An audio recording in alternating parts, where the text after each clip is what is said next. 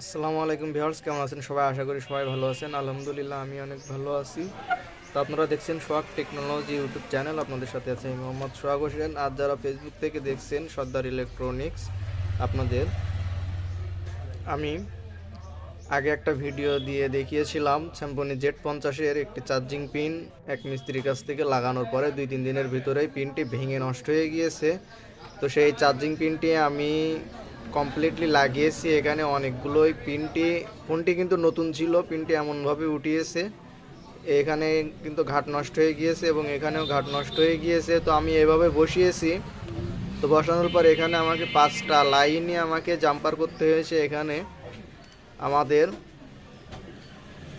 ডিসির যে মাইনাস লাইনটি রয়েছে সেটিও আমাদের এখান থেকে জাম্পার করতে হয়েছে এবং এখান থেকে আমাদের ইউএসবি লাইনগুলোও কিন্তু জাম্পার করে লাগাতে হয়েছে। পজিটিভ লাইনটিও আমাদের জাম্পার করে লাগানো। তো এবার এই পিনটিকে আরও মজবুত করার জন্য আমাদেরকে এখানে আঠা এবং অথবা পেস্ট ব্যবহার করে আমরা যে ব্লু পেস্ট রয়েছে সেটির মাধ্যমে আমরা কাজটি করতে পারবো, অথবা আমরা চাইলে এটিকে আঠা দিয়েও কাজটি করতে পারবো। তো দেখেন আমি কিভাবে এখানে আঠাটি দিয়ে এই পিনটি আরও মজবুত করে দিই কাস্টমারকে।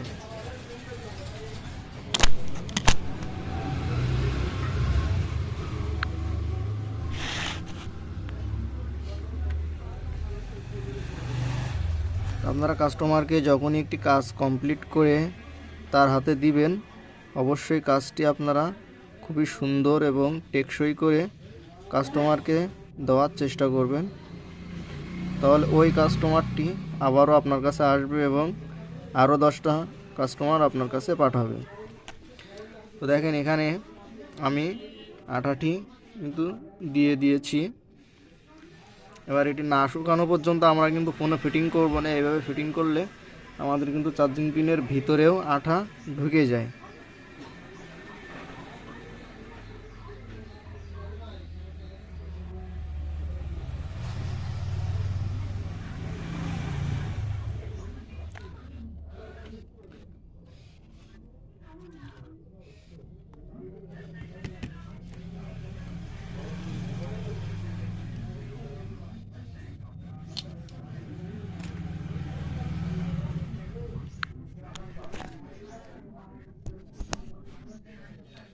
তো আপনারা দেখেন আমি আটাটি কিভাবে লাগিয়েছি। তো ভিউয়ার্স, ভিডিওটি ভালো লেগে থাকলে অবশ্যই চ্যানেলটি সাবস্ক্রাইব করবেন, ফেসবুক পেজটি ফলো দিবেন। আজকে এই পর্যন্তই, পরবর্তী ভিডিও পাওয়া পর্যন্ত সাথেই থাকুন, সুস্থ থাকুন, ভালো থাকুন, খোদা হাফেজ।